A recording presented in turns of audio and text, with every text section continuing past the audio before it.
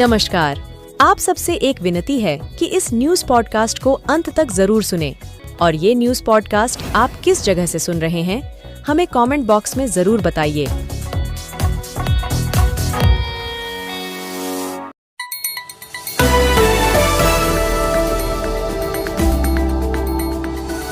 आइए नजर डालते हैं प्रदेश की उन 10 बड़ी खबरों पर जो आज सुर्खियों में रही। बिहार टीचर भर्ती पेपर लीक मामले में बड़ा खुलासा हुआ है। पटना पुलिस ने शिक्षक बनने से पहले ही 300 अभ्यर्थियों को गिरफ्तार किया है। 18 घंटे तक सभी से पूछताछ की गई। सॉल्वर गैंग ने अभ्यर्थियों से 8 से 15 लाख रुपए लिए थे। इस ऑपरेशन में लगभग 10 सॉल्वर गैंग के सदस्यों को भी गिरफ्तार किया गया है।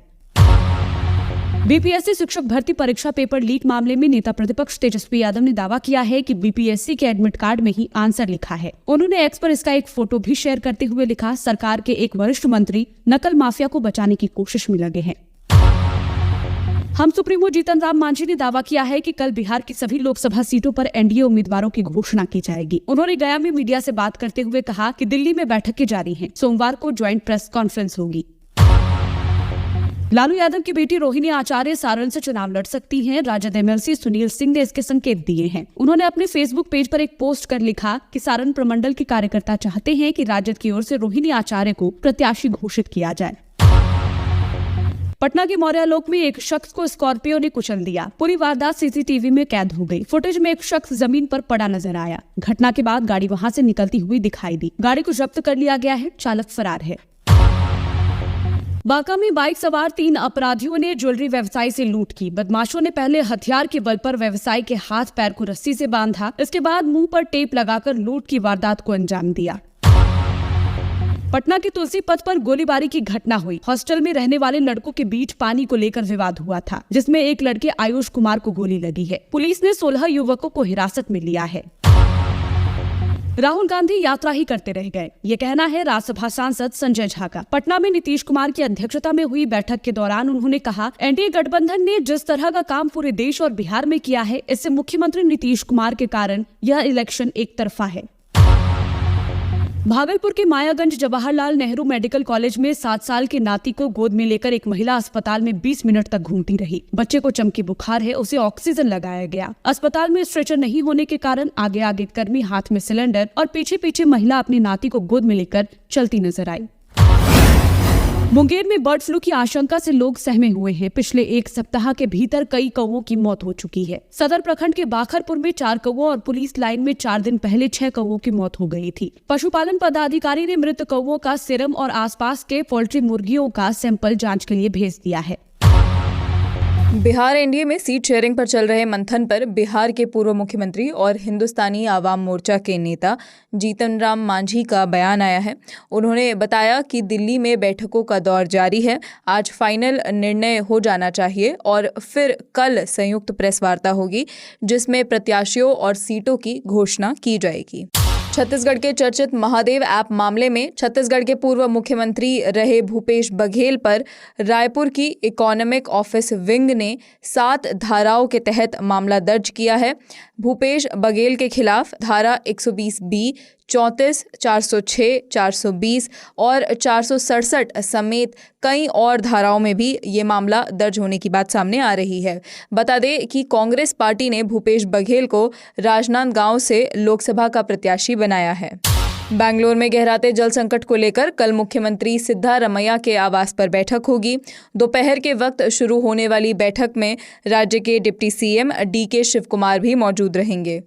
लोकसभा चुनाव से पहले केसीआर की पार्टी बीआरएस को बड़ा झटका लगा है। बीआरएस सांसद डॉक्टर रंजीत रेड्डी ने पार्टी से इस्तीफा दे दिया है। उनके साथ खैरताबाद के बीआरएस विधायक दानम नागेंद्र ने भी कांग्रेस की सदस्यता ग्रहण की। सूत्रों के मुताबिक रंजीत रेड्डी कांग्रेस के टिकट पर चेवेल्ला लोकसभा क्षेत्र से चुनाव लड़ सकते हैं। सांसद रंजीत रेड्डी आज मुख्यमंत्री रेवंत रेड्डी और एआईसीसी प्रभारी दीपा दास मुंशी की उपस्थिति में कांग्रेस में शामिल हुए। आज महाराष्ट्र में उद्धव ठाकरे की शिवसेना को भी बड़ा झटका मिला है। पार्टी के आदिवासी नेता आमशा पाडवी एकनाथ शिंदे वाली शिवसेना में शामिल हो गए हैं। पश्चिम बंगाल के उत्तर मालदा सीट से टीएमसी सांसद कैंडिडेट और पूर्व पुलिस अधिकारी प्रसून बंदोपाध्याय अपने बयान की वजह से विवादों में आ गए हैं। उन्होंने चुनाव प्रचार के दौरान एक जनसभा को संबोधित करते हुए केंद्रीय बलों और चुनाव आयोग को चेतावनी दी है। उनका कहना था कि बीएसएफ और अर्धसैनिक बल कानून के दायरे में रहे और चुनाव आयोग को स्कूलों में बैठाया जाना चाहिए।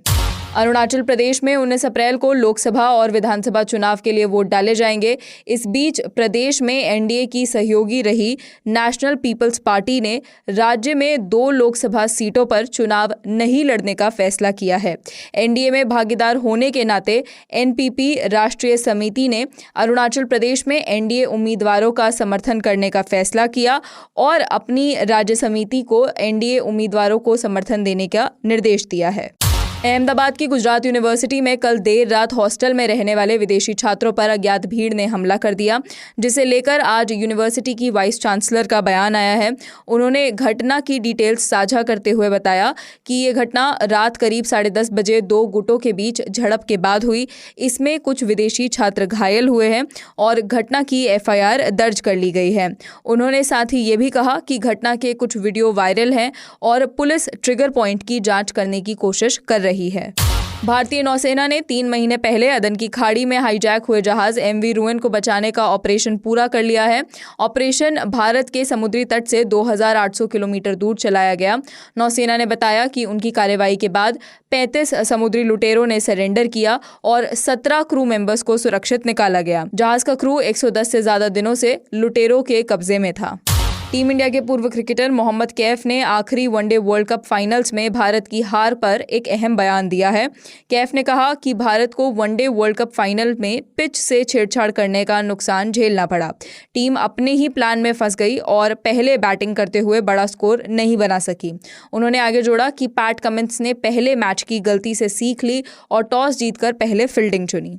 आईपीएल के कुछ मुकाबले यूएई में कराए जाने की खबरों का खंडन करते हुए बीसीसीआई सचिव जय शाह ने बताया कि इंडियन प्रीमियर लीग 2024 का पूरा सीजन भारत में ही खेला जाएगा। भारतीय क्रिकेट कंट्रोल बोर्ड जल्द ही पूरा शेड्यूल जारी कर सकता है। बोर्ड ने 23 दिन पहले फेज 1 का शेड्यूल जारी किया था, जो 22 मार्च से 7 अप्रैल तक चलेगा।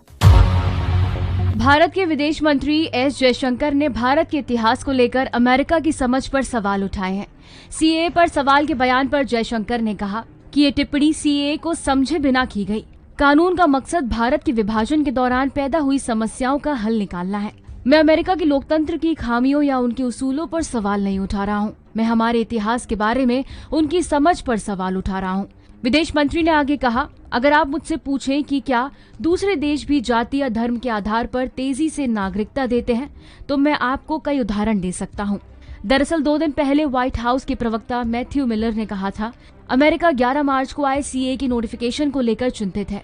इस कानून को कैसे लागू किया जाएगा, इस पर हमारी नजर रहेगी। इस पर विदेश मंत्रालय की ओर से कहा गया कि नागरिकता संशोधन अधिनियम 2019 भारत का आंतरिक मामला है और इस पर अमेरिका का बयान गलत है। सीएए नागरिकता देने के बारे में, नागरिकता छीनने के बारे में नहीं। बीजेपी नेता मुख्तार अब्बास नकवी ने राहुल गांधी पर निशाना साधते हुए कहा कि राहुल विपक्षी गठबंधन इंडिया के लिए बोझ बन गए हैं। नकवी के मुताबिक विपक्षी गठबंधन में आपस में ही खींचतान है। हर कोई पीएम बनने की होड़ में लगा है। इंडिया गुट उनके सहयोगियों के लिए ही चुनौती बन गया है। ना तो कोई नेता है, ना ही कोई नीति। इसी बीच भारत जोड़ो न्याय यात्रा के आखिरी दिन कांग्रेस सांसद राहुल गांधी ने मुंबई में मणि भवन से अगस्त क्रांति मैदान तक न्याय संकल्प पद यात्रा निकाली। राहुल ने इस रैली में कहा, भाजपा बहुत शोर मचाती है, लेकिन उसमें संविधान बदलने की हिम्मत नहीं है। हमारे साथ लोगों का सपोर्ट है। राहुल ने ये कमेंट भाजपा सांसद अनंत कुमार हेगड़े के हालिया बयान पर दिया। हेगड़े ने अपने बयान में संविधान बदलने का जिक्र किया था। राहुल गांधी ने आगे कहा कि ये लड़ाई बीजेपी और कांग्रेस के बीच नहीं, बल्कि 2 विचारों के बीच है। राहुल गांधी की भारत जोड़ो न्याय यात्रा का आज मुंबई में समापन हो रहा है। इस मौके पर शिवाजी पार्क में विपक्षी गठबंधन इंडिया की रैली है। राहुल, प्रियंका समेत 15 से ज्यादा दलों के नेता इसका हिस्सा हैं। लोकसभा चुनाव से पहले ये विपक्षी दलों का शक्ति प्रदर्शन माना जा रहा है।